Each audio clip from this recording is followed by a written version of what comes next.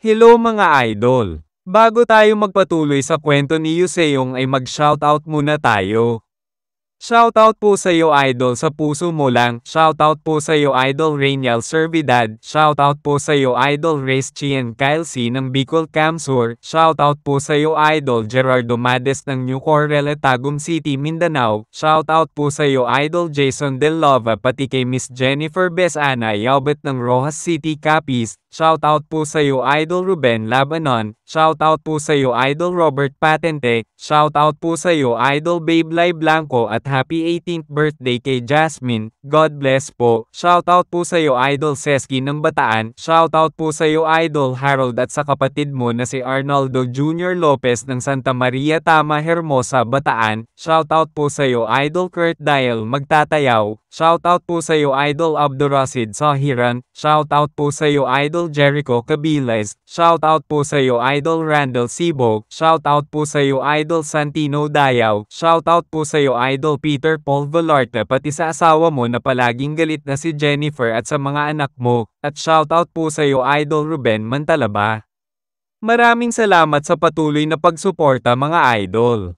Sa pagpapatuloy, sa isang sanga ng ilog Yangtze, may mga bandido na hinahabol ang isang babae na nasa maliit na bangka. Ang babae pala na hinahabol ng mga bandido na ito ay walang iba kundi si Ryohei Cho. Sinabi ng isang bandido na mukhang ang malas naman ng babae na ito. Tumatawa na sinang ayon na naman din ito ng isa pang bandido habang sinasabi na dapat ay mas pinili ng babae na ito ang mas malaking ilog di sana ay hindi tayo nakasalubong nito. Nagtataka naman ang isa pang bandido na bakit sa dami ng daan bakit ito pang daanan ang pinili ng babae na ito. Napalingo naman si Ryohei Cho sa barko ng mga ito, habang nasa taas ay nagtataka na lang din ang isa pang bandido habang hawak nito ang sandata niya. Sa isip-isip naman ni Ryohei Cho na kung mga bandido sa ilog ba ang mga ito, mapang-asar naman na kinuwento ng isang bandido na nasa taas na tinitignan sila ng masama ng babae na iyon. Napapatawa na lang ang ibang bandido nang malaman ito, ayon sa pinuno ng mga bandido na mukhang matapang ang babae na iyon samantalang nakasakay lang naman ito sa maliit na barko. Napapahalakhak na lang ang iba pang bandido nang marinig ito.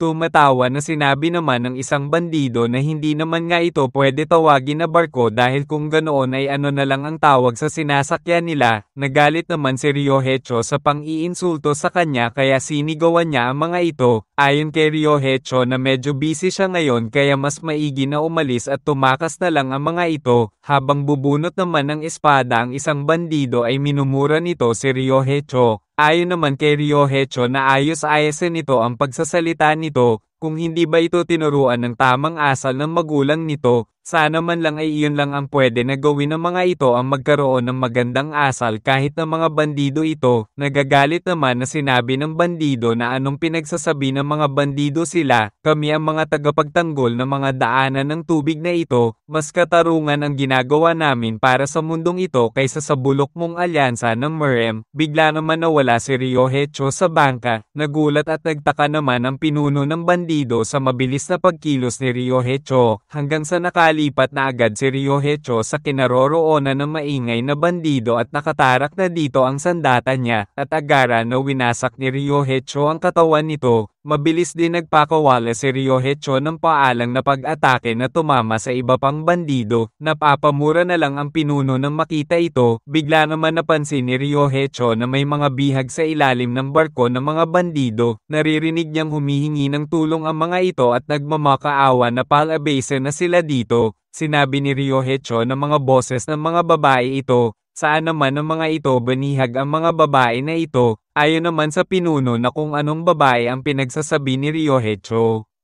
Nagagalit naman na sinabi ni Ryohei Cho na ang bandido na ito ang pinakabasura sa lahat ng basura. Bigla naman sinungkit ng isang bandido ang sandata ni Ryohei Cho.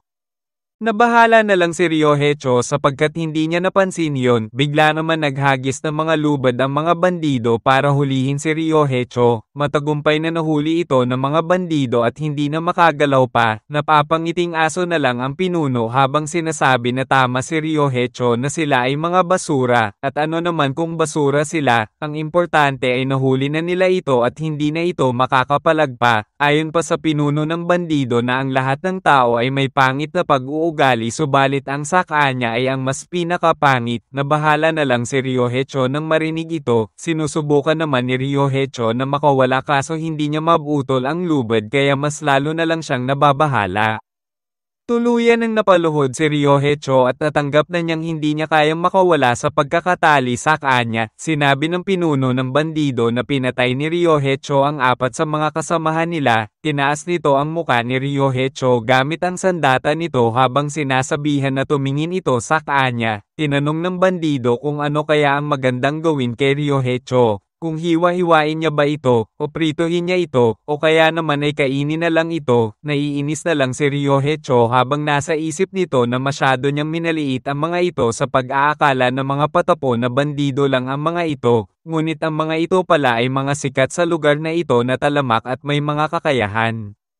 Tinanong ni Ryoheicho kung ang mga ito ba ay parte ng Nongshim Water Bandits, napapangiti na lang ito habang sinasabi na tama si Ryoheicho na sila ay parte ng Nongshim Water Bandits at siya ang mahusay na Vice Captain Shin Chunho o mas kilala bilang Joyful Death. Dahil hindi ko maisip kung ano ang gagawin sa iyo, magsaya muna tayo sa ngayon. Inutusan ni Shincho na itapon at ilublob sa ilog si Ryoheicho hanggang sa tuluyan ng tinapon sa ilog si Ryoheicho. Kaya napapasigaw na lang ito habang bumubulusok pababa hanggang sa tuluyan na itong lumubog sa ilog. Sinabi ni Shincho na kahit na ang isang baguhan na mandirigma na merem na tulad nito ay mauubos pagkatapos na nasa tubig ng 1 oras o higit pa. Parang baliw na sinasabi Shincho na gustong-gusto niya makita ang ganyang estado ng isang babaeng mandirigma ng merem. Bigla naman may nakikita si Shincho na mabilis na lumalapit sa kinaroroonan nila sa di kalayuan. Ayon naman sa isang bandido na kung anong klase itong nakikita nila, isang may problema sa pag-iisip lang ang lalanggoy sa lugar na ito. Kaya tinanong niya si Shinchon kung ano ang gagawin nila dito. Nakangiti naman na sinabi ni Shinchon na kung ano sa tingin nito ang magandang gawin nila sa baliw na ito. Mukhang ang swerte nila ay ngayong araw na. Kaya madali na lapitan ng baliw na lumalangoy na iyon baka makatakas pa. Kagara naman ng pinaandar ng isang bandido ang barko nila. Napapaubo na lang si Ryoheicho habang nahihila ng barko.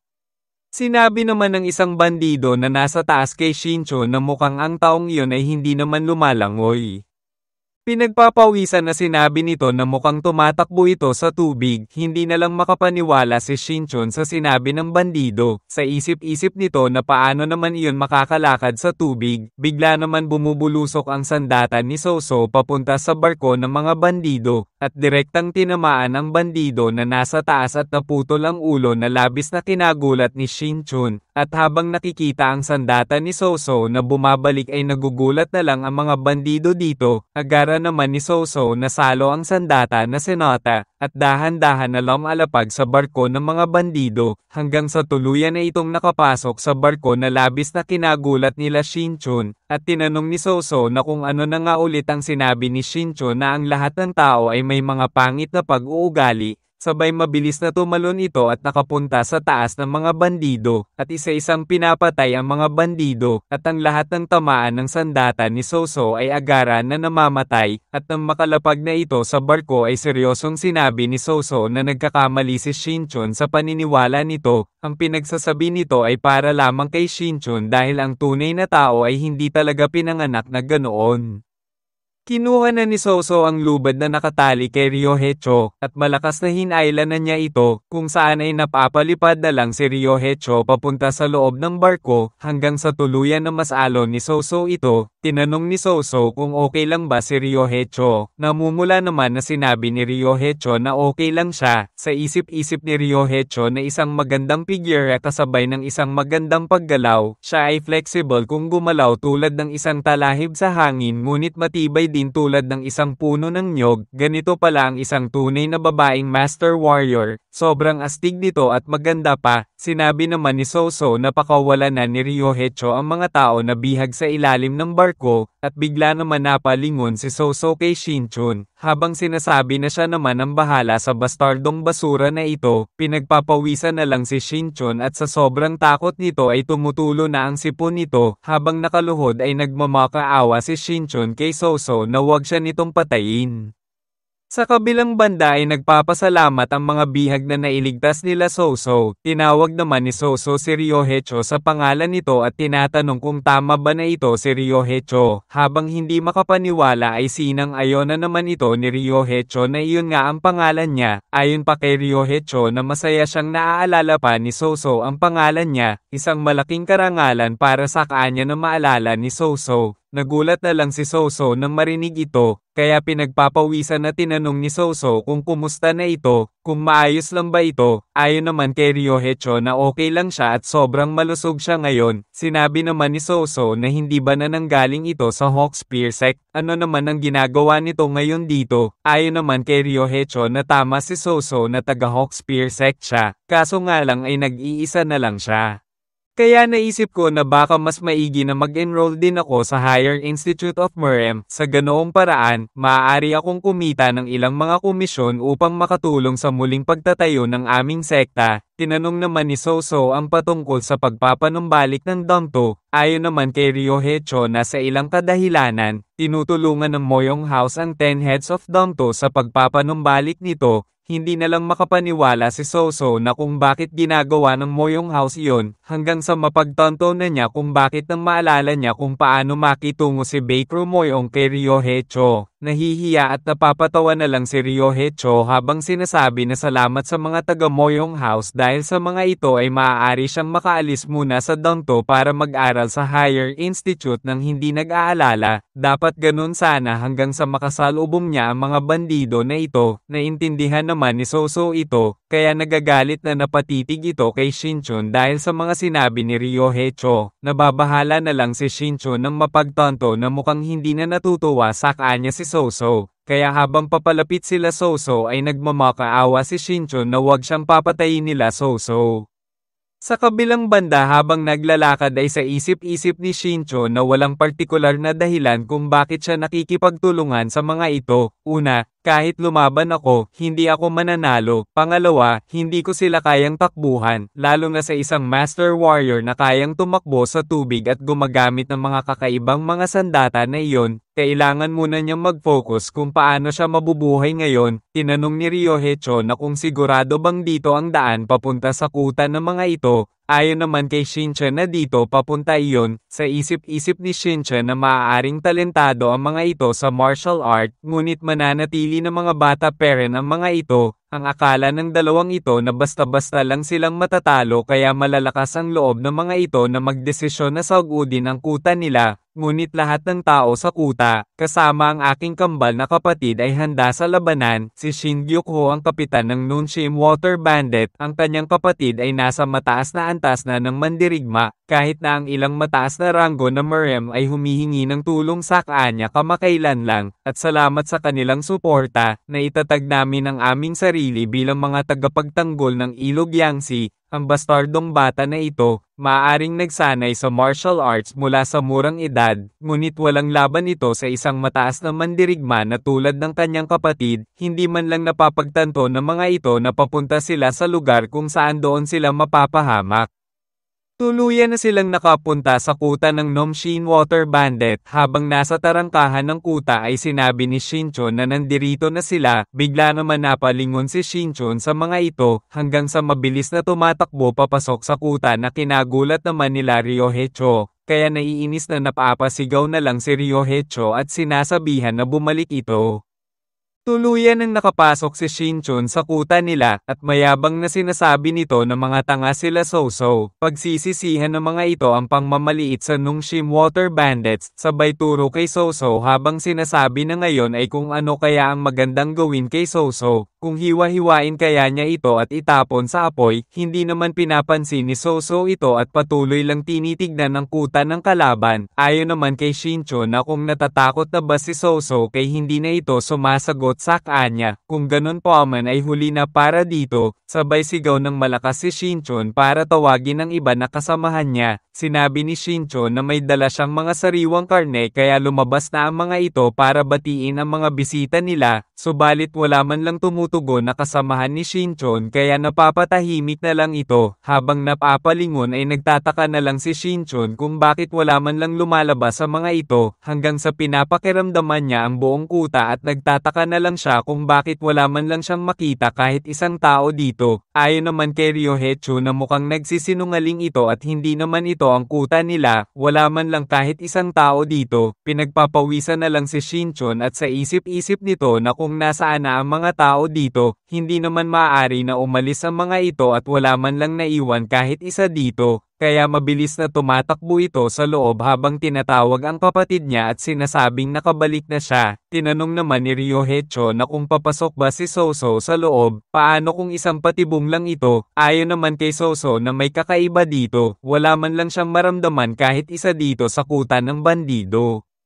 Tuluyan ng pumasok si Soso at Ryoheicho sa loob. Sinabi ni Ryoheicho na kung sa palagay ba ni Soso na may ibang pumunta dito at hinaharap ang mga bandido, at nag-iisang pinatay ang lahat sa isang malaking kuta tulad nito, at saka wala man lang siyang makita kahit isang bangkay dito, na para bang ang lahat ay bigla na lang naglaho ng walang bakas, samantalang napapatanong na lang si Shinchon kung anong nangyayari at kung nasaan ang lahat. Sinabi naman ni Ryoheicho na may nakikita siyang palatandaan ng labanan dito, siguro ay naglaban-laban ang mga ito sa isa't isa. Ayon naman kay Soso na hindi siya sigurado doon, ngunit duda ako na ang bandido ay magiging sapat na magalang upang maayos na itapon ang mga katawan kung iyon ang kaso. Bigla naman may nakitang kamay at espada si Soso kaya nagtataka na lang siya dito, habang tinitignan ang sandata at kaputol na kamay, napagtanto niyang ang balat ng kamay ay may sakit na miasma. Bigla naman nagulat ang dalawa nang may marinig silang kalosko sa isang bahay, kaya nababahal na tinignan nila kung ano ang nasa loob hanggang sa mapagtanto na nila kung ano ito. Ang mga tao pala na nasa loob ng bahay ay mga bihag na babae ng mga bandido.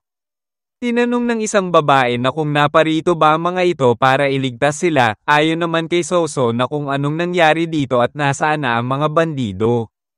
Ayon naman sa isang babae na may isang batang bayani na may iba't ibang kulay sa balat sa muka ang humarap sa mga ito at tinalo ang lahat ng bandido. Napapaisip na lang sila Soso kung sinong bayani na may iba't ibang kulay ang balat sa muka ito. Ayon naman sa isang babae na ang akala nila ay isa rin ito sa mga bihag base kasi sa hitsura nito. Ngunit sinabi nito sa kanila na naparito talaga ito para ubusin ang mga bandido, at sinabi pa ng bayani na iyon na hindi niya nakomplito na makontrol ang lason kaya tumakas na lang sila kapag tuluyan ng naglaho ang miasma. Sa kasamaang palad, hindi nila alam kung kailan mawawala ang miasma. Kaya sila ay nakulong dito hanggang ngayon. Naiinis naman si Shinchon nang malaman ang nangyari sa mga kasamahan niya. Nagagalit ito habang sinasabi na ang mga bastardong mga taga-Murem na iyon ay pinagtaksilan ng kanyang kapatid at dinala ang lahat ng mga kasamahan nila. Ayon pa dito napapatayin niya ang lahat ng ito, subalit bigla naman nang nakalipat si Soso sa itaas nito, at sinabi huminahon ito, at bakit sa kanila binubuntong ang galit nito. Sabay malakas na sinipan ni Soso ito na direktang tinamaan sa batok at nabali ang leeg nito, at tuluyan ng bumagsak sa sahig. Pinagpapawisan na lang si Ryoheicho nang masaksihan ito. Sinabi naman ni Ryoheicho na kung sino kaya ang batang bayani na umubo sa mga bandido dito, napatahimik saglit si Soso sa tanong ni Ryoheicho at sinusubukan na isipin kung sino yon. At sinabi nito na kahit siya ay hindi alam kung sino yon, ngunit sa ngayon ay kailangan muna nila magmadaling pumunta sa Jeongju, dahil ilang araw na lang ay mag-uumpisa na ang paglilitis sa Murem High Lord.